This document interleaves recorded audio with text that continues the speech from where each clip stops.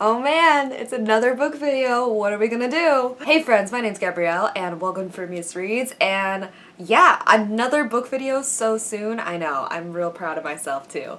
No, it's been really fun to get back into the booktube side of things. It's so completely different from the podcast world that I think I kind of needed a little bit of a break so I could truly appreciate the differences and also to kind of get excited to film again. There was a time where I know everyone talks about YouTuber burnout, but there was a time where it was just so exhausting to try and come up with videos, and it's really fun to be back into them and be really excited to make them again and make them good, because I hate making like low quality stuff. I'd rather make good stuff, and so the fact that I'm excited to make stuff again makes making good stuff good again. I don't know, there's a point there. I'm sure you guys can understand. But today we are back with a book review, and the book that I'm reviewing is none other than Philip Pullman's latest work, Serpentine. It is a novella that goes with the His Dark Materials series, and it was one that caught me completely by surprise. I didn't even realize that it was coming out until recently, so of course I overnighted it as quickly as I could and read it almost immediately. It's actually not that long. It's only about 80 pages, but if you look, print is very big, right? Oh, there we go. You see it's big print, and it's got pictures and illustrations in it, so honestly I feel like if it was a more average print size, it would probably be maybe like 30 pages. So I'm coming here to kind of do a review of this book, which shouldn't take too long because like I said, it is very short, but also kind of see what it means for the world for Lyra's world in the His Dark Materials universe. Obviously these past few years have been completely filled with new changes and new additions to Lyra's world and just the universe of His Dark Materials as a whole. And so I'm interested to see that we finally get kind of another look into the events that happened post the Amber Spyglass. Obviously I will try and keep this as spoiler free as possible, but there are some things that come up in this novel that will be spoilers if you have not read the trilogy of the His Dark Materials series. In Serpentine, Lyra and Pan go to visit the witch's consul, Dr. Lancilius. Now, since the events of the third book, with Lyra and Pan having to come to terms with their newest kind of ability that they share, their relationship has changed.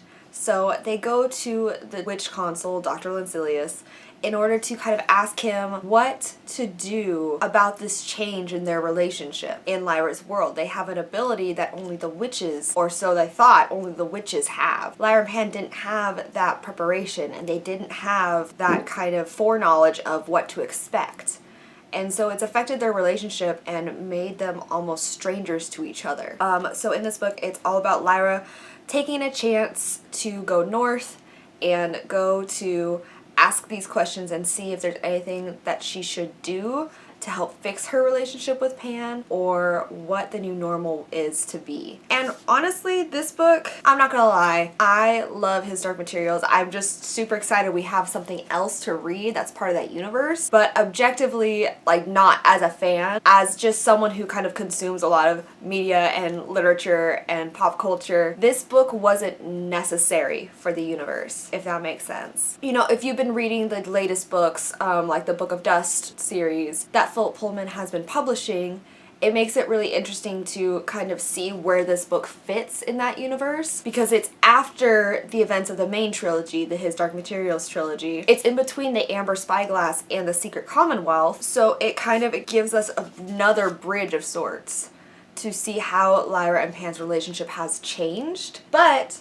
there's also another book that is set in that time period in between, called Lyra's Oxford, where they kind of come more to terms with the aftermath of the events that happened in the Amber Spyglass. So it's not like this is the only book that we have to see how they are coping post Amber Spyglass events. And this one, it doesn't really bring much to the table except for the fact that it shows us kind of that Lyra and Pan are struggling with their new relationship. So I don't know, I of course, like, I love the fact that we got another book in this world, because I'm such a huge fan of Philip Pullman, and I just love everything that we can get that's been added to the His Dark Materials series. But like objectively, I can see that there wasn't really a point for us to get this. A lot of the kind of the struggles that we see between Lyra and Pan are explored more fully in the Secret Commonwealth. And so it's not like this is giving us anything new to look at or a new perspective of sorts. So I don't know. I'm excited that this book came out, but I can also see why there wasn't that much of a fuss around it. There wasn't that much of an uproar because it didn't seem so necessary, and it didn't seem to give us a lot of information that we don't already know. It's fun to add just to have another glimpse at the characters we love and to see a little bit more of the world that we've become attached to, but it's not really necessary in terms of adding anything to development or structure. Overall, I really enjoyed this book. I thought it was good.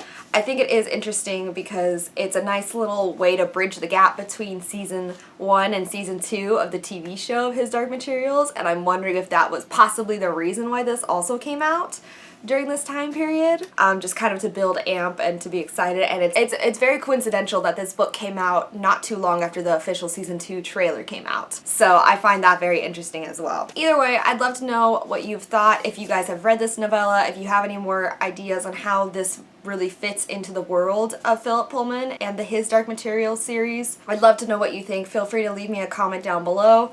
If you guys are looking for some cool new ways to get involved in the Philip Pullman universe and just looking for more fans to kind of get connected with, I would definitely check out Her Dark Materials podcast. It's being run by 2 women from the UK who talk about the Her Dark Materials series, and they've got interviews with different cast members, like Daphne Keane, who plays Lyra in the TV series, and it's just really, really cool. So definitely check that out if you guys are a fan of the His Dark Materials universe. But that's all I have for you guys today. This is just a quick, short little video with my ramblings and wondering how this fits into the series as a whole. Let me know if you guys have any thoughts down below. And let me know if you guys think, I've been thinking about doing this lately, but it's a lot of work, so it may take me a bit.